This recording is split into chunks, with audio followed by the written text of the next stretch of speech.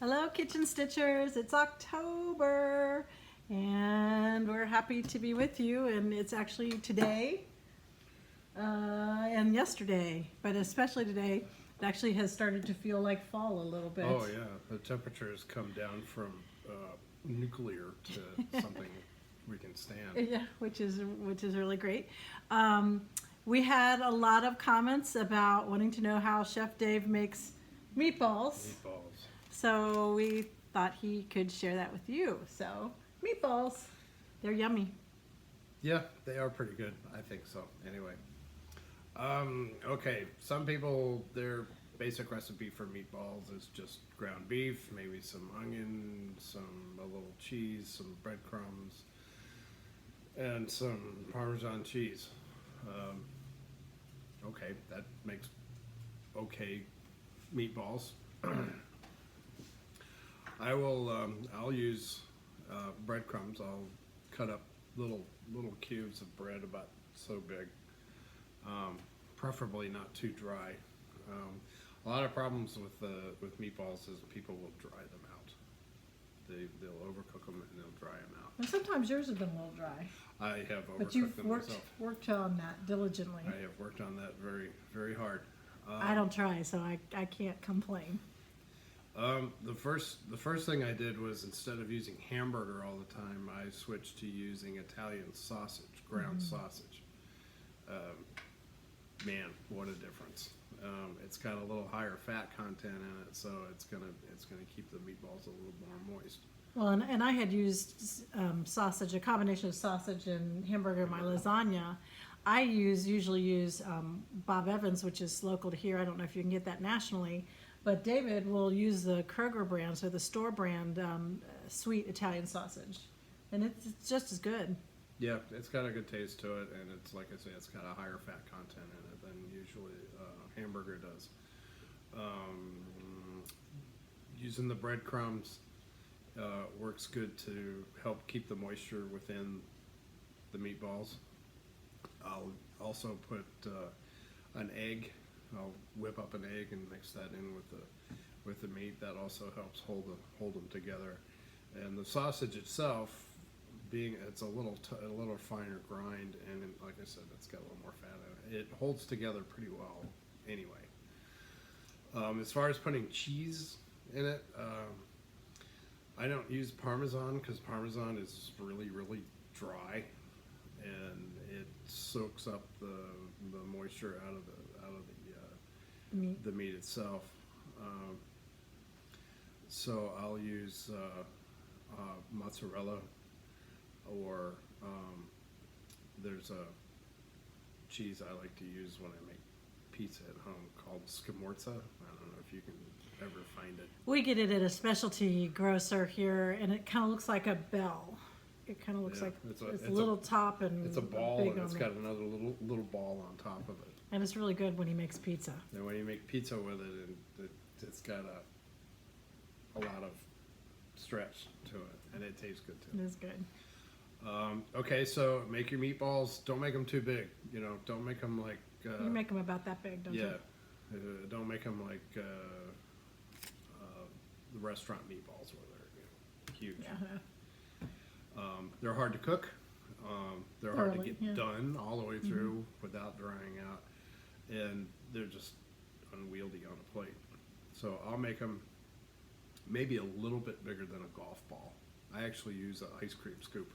I actually like it when you make them a little smaller than a golf ball. Oh, I'll try to remember that. I use an ice cream scoop. I like them when you can pop them in your mouth just Yeah. one at a time, and Yeah, my when- mouth is smaller than yours. It's when you pop them in your mouth when I'm not looking, and that way we have fewer meatballs than spaghetti. We had a little war when we were first married over bacon. So for me, I like my food really hot.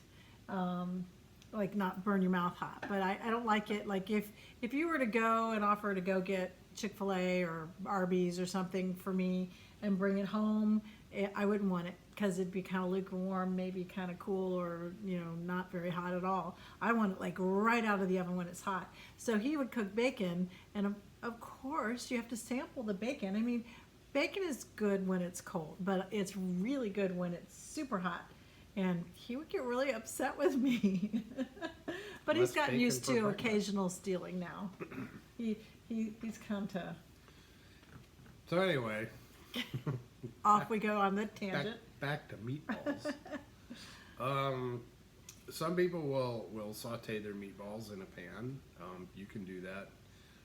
Some people will just make meatballs and they'll toss them in their sauce and let them cook with the sauce.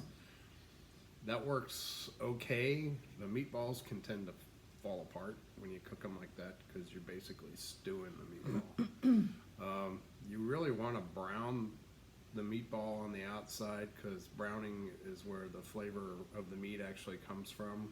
There's a thing called the Maillard reaction with meat where the proteins in the meat start intertwining and letting go and releasing all the sugars, and it just does, it's a lot better when you have browned on the outside. So I'll put them on a ceramic baking sheet and just stack them up one right next to the other. And Clay baking sheet.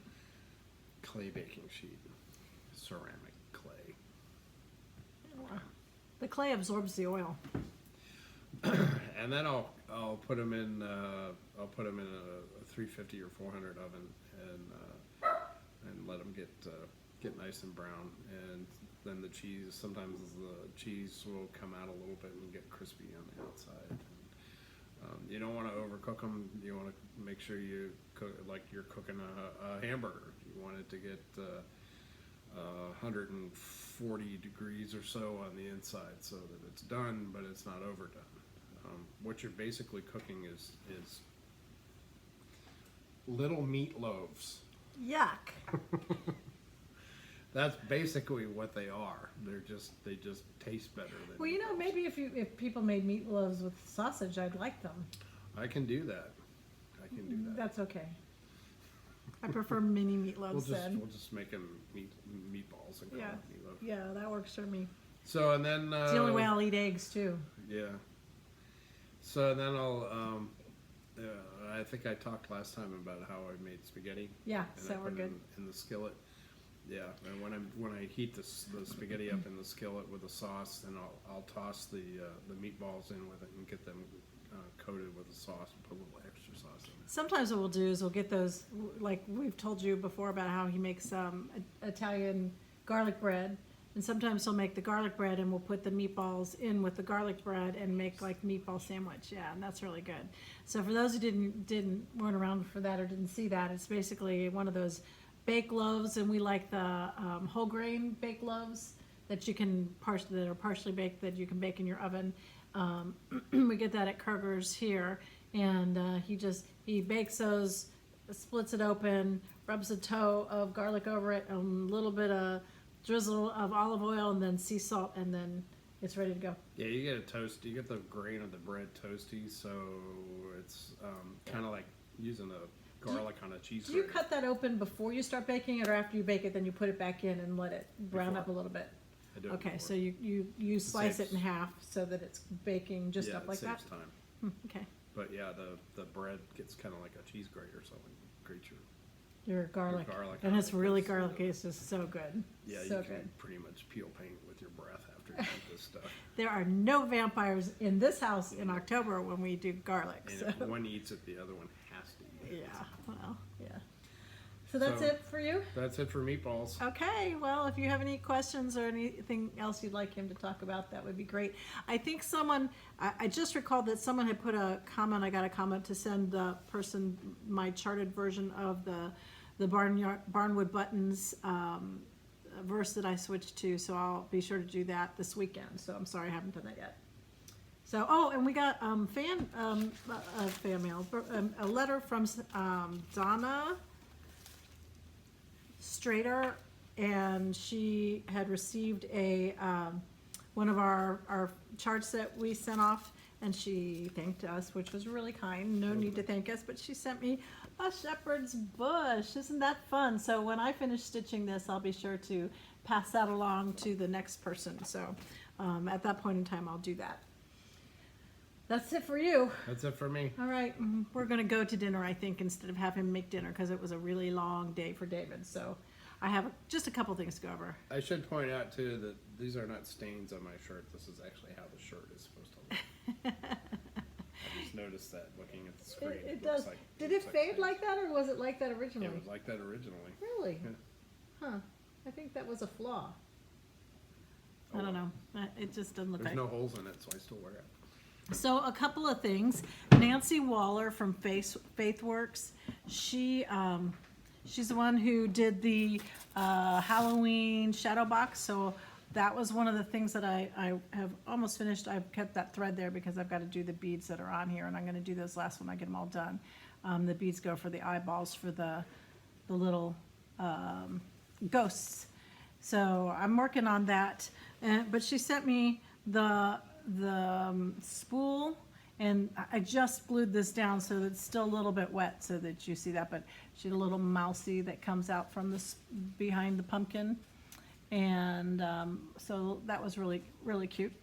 And I was really thankful. That was kind of fun to get that. So this is her Pumpkin Patch Guardian, and it comes with this, but I don't think I'm going to glue it on the spool. I think when I get the shadow box done, I'm going to put these in some of the different areas of the shadow box, so that's kind of fun.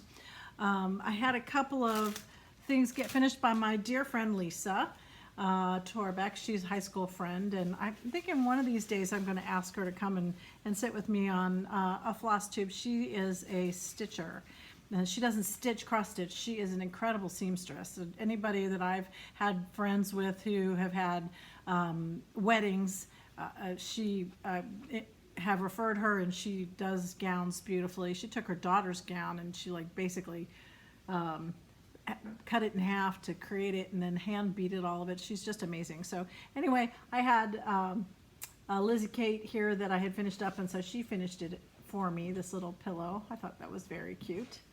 Oh, Christmas tree.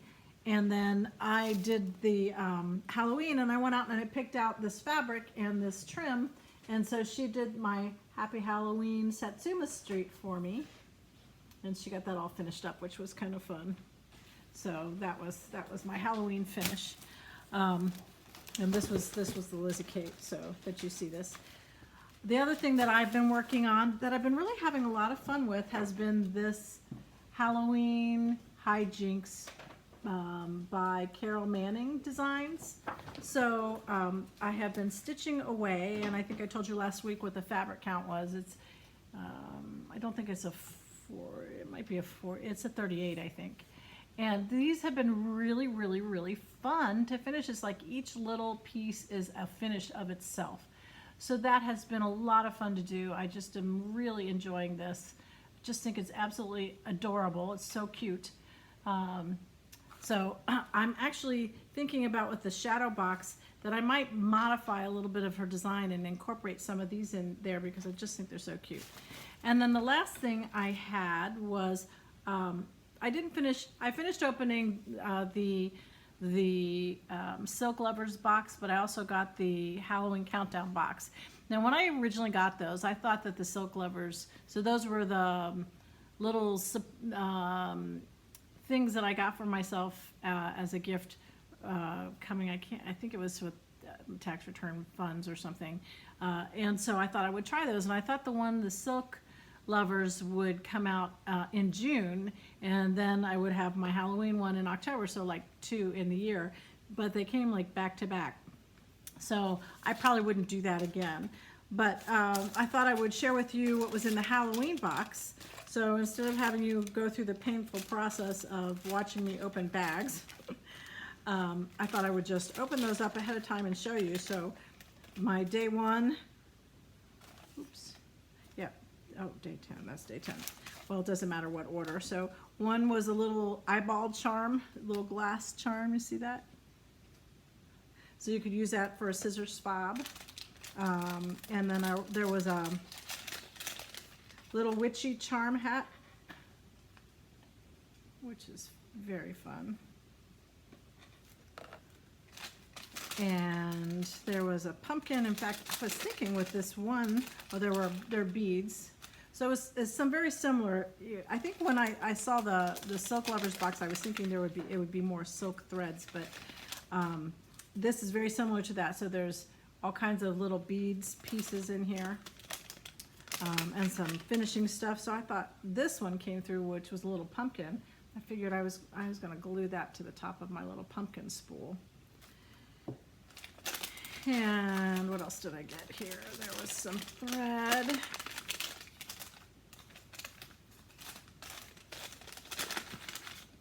And this little RIP notebook. And here's the thread. This was a limited edition Gentle Arts sampler threads. And this one was called Crone, C-R-O-N-E, like a witch, which I guess is why it was in this box. And then there was this soy silk in purple, which is really pretty. And last but not least, day 8, there was this really cute Lugana with white spots, charcoal and white. So that was in here. I think this was an 1/8, 32 count. And the last thing then was this, another set of little like kind of gray purple beads. So very similar to the silk stitchy box. So I guess, oh, and then there was some banding. There was about 1/4 yard of banding in burlap. So fun things to do finishes. So if you like doing finishes and some threads and some, I'm sure one of these will have a pattern. And it's just been a lot of fun to go through and open this. So I thought in closing I had a couple of things that I wanted to just bring up. One was before the last Flosstube I did, I had an opportunity to do a mammogram. So I'd like to encourage everybody to be sure you're taking care of yourself. They are not fun. They have a new 3D imaging version out there, so if you're one that has some dense tissue in your breast, that's a good way to take a look at it.